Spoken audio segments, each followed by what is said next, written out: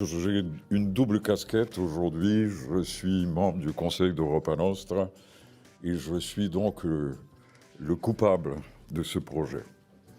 Et ce projet, le Centre européen de musique à Bougival, est parti de la défense d'un patrimoine qui était endormi, abandonné, parfois en ruine, un patrimoine musical, mais aussi littéraire, pictural de Bougival. Car dans un périmètre aussi restreint, à 20 minutes de Paris, vous avez eu un moment glorieux dans l'histoire de cette ville qui fut la deuxième moitié du XIXe siècle.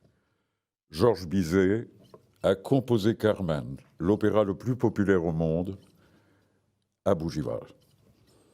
Il a écrit 1256 pages manuscrites car il n'avait pas d'argent pour se payer un copiste dans cette petite maison qu'il considérait un coin de paradis et où il a malheureusement décédé, où il est décédé à l'âge de 36 ans. À côté, 50 mètres, le domaine des Frênes, là où Pauline et Louis Viardot et Ivan Tourguenieff ont créé certainement ce que fut l'esquisse d'une conscience culturelle européenne. Dans ces salons de Pauline Viardot se réunissait tout ce que l'Europe comptait, de l'Oural à l'Atlantique, de grands esprits, de grands artistes, de grands politiciens, de grands philosophes, de grands historiens, qui autour de cette femme que j'aime appeler Mère Europe, car on parle souvent des pères fondateurs de l'Europe, mais très peu des mères fondatrices. Et elle le fut.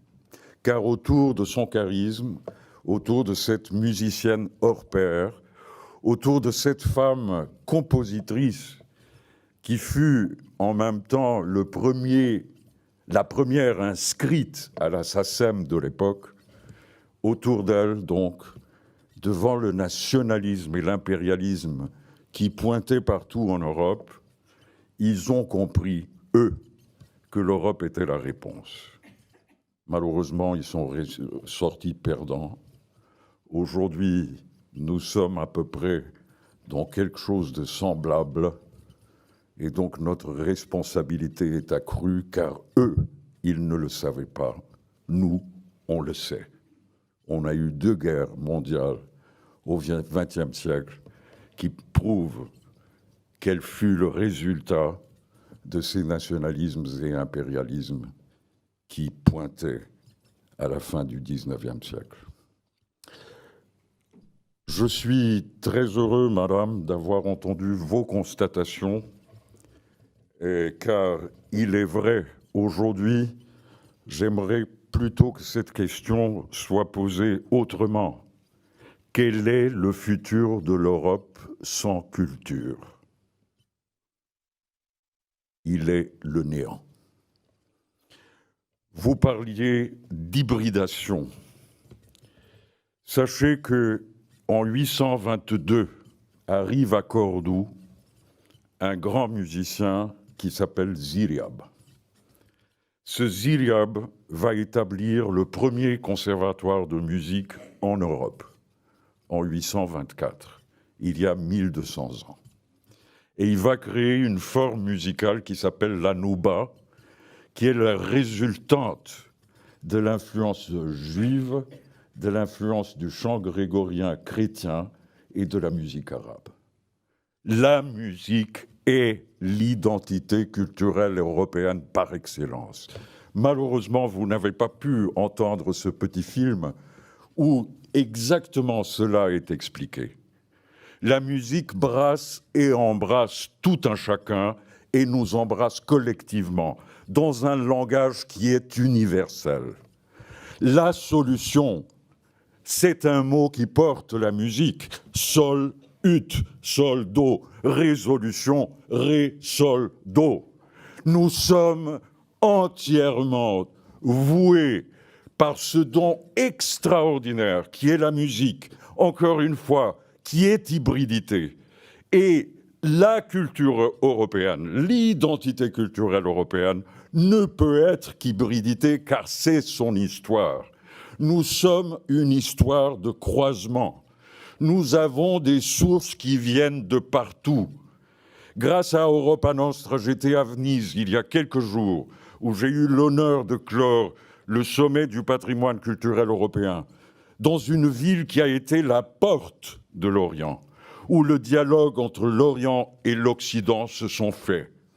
Nous ne pouvons pas revenir à nouveau sur des aspects, comme vous avez très bien dit, madame, sur des images figées, sur des concepts qui sont complètement vidés de sens, car ils ne sont pas en rapport avec la vie. Et la musique est la vie. Et ce projet de Centre européen de musique, à partir de ce patrimoine aujourd'hui, inscrit une narrative européenne qui se construit grâce à la musique, mais qui va au-delà. Il y aura une académie de musique, il y aura un auditorium, il y aura un laboratoire de recherche scientifique musique-cerveau. Aujourd'hui, on sait l'importance de la musique grâce à la révolution de l'imagerie médicale. Combien la musique est importante pour la concentration, pour la mémoire, pour la plasticité cérébrale. Aujourd'hui, on sait combien la musique devient thérapie pour des maladies comme le Alzheimer, comme le Parkinson, pour des troubles de comportement ou des personnes avec d'autres qualités comme les autistes, combien la musique devient un moyen de communication. Aujourd'hui, ce projet intègre tout cela avec une agora des traditions et cultures musicales, celles surtout orales qui sont en train de disparaître, car la biodiversité, c'est aussi cela. C'est tout un patrimoine oral qui aujourd'hui disparaît dans le monde, car ces traditions musicales se sont souvent portées par des minorités complètement oubliées. Et ça, c'est notre travail également. Et une maison intergénérationnelle où les jeunes musiciens de l'Académie vont vivre avec les musiciens retraités. Ce sera une première en Europe et dans le monde. Car savez-vous que la profession des musiciens est celle à mourir la première dans les maisons de retraite? Là, ils vont continuer à vivre avec, par la musique. Cette transmission entre générations, aujourd'hui, elle est fondamentale. Nous sommes dans un monde divisé de plus en plus, pour ne pas dire parfois tribal.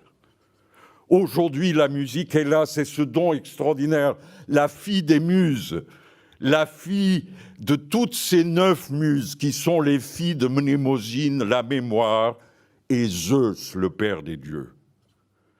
Un peuple, nous tous, Européens, sans mémoire, nous serons perdus. Et la musique est la solution, ou une des solutions.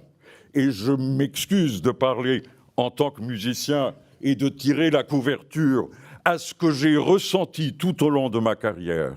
Je n'aime pas le mot, je préfère la carrière des sculpteurs, mais peu importe. C'est de voir à quel point la musique, dans des théâtres où les conflits sont quotidiens, et ce fut mon expérience au Moyen-Orient, combien la musique a été le lien entre des Israéliens, des Palestiniens et des Arabes. Combien un orchestre de jeunes à Tel Aviv a été formé par nos soins. Au début, c'était une catastrophe. À la fin, on est devenu une agence matrimoniale. C'est ça la force de la musique. C'est ça la force de l'intégration et de l'inclusion que la musique porte en elle. Soyons attentifs enfin à ce don extraordinaire qui est la musique. Servons-nous-en.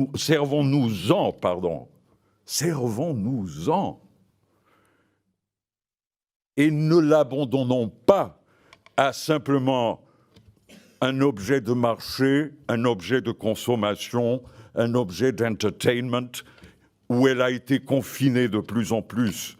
Et avec la responsabilité de bien des institutions, elle a été confinée depuis des décennies. On a besoin de passer de l'homme économique à l'homme artistique, à l'homme créatif. Et c'est là le but du Centre européen de musique. Mais c'est aussi le but d'un récit européen qui nous manque, ce récit de croisement.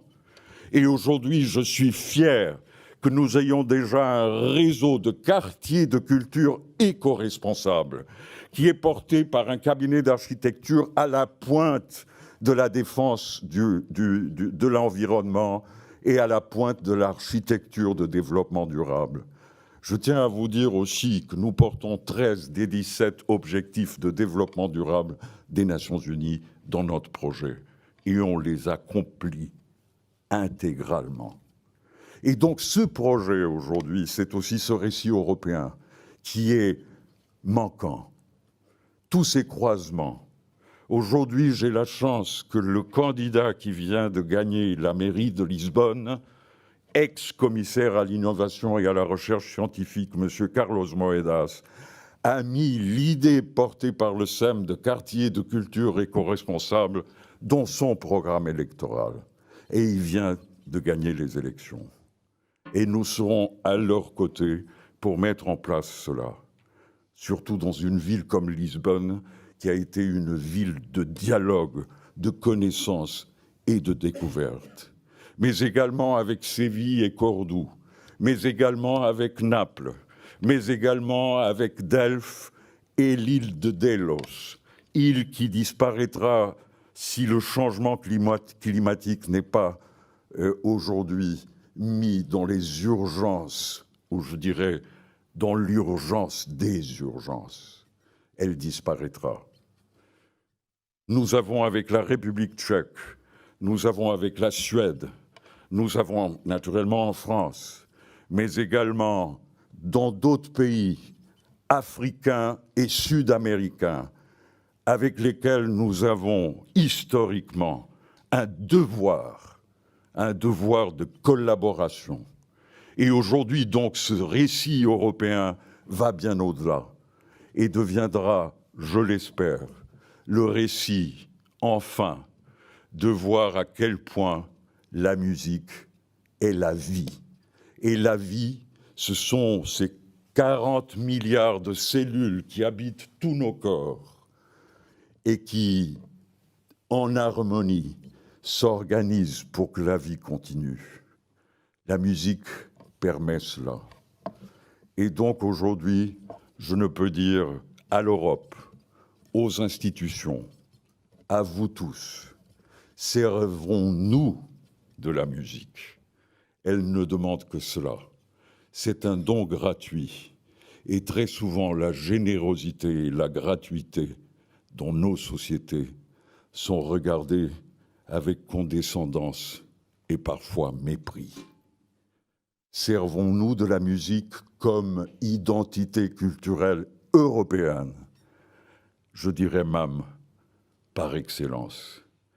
Et dans ce cheminement, je tiens à vous dire que le soutien d'Europa Nostra a été fondamental, mais aussi le soutien de beaucoup de fondations, beaucoup d'entreprises qui aujourd'hui nous accompagnent, et aussi le soutien du président de la République, du gouvernement, de la région Île-de-France, du département des Yvelines et de la mairie de Bougival.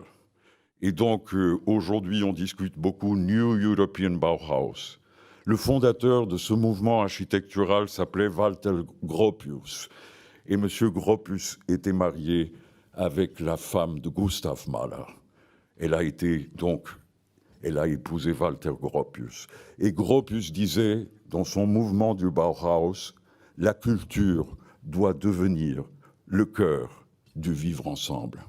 La musique l'est assurément. Merci beaucoup.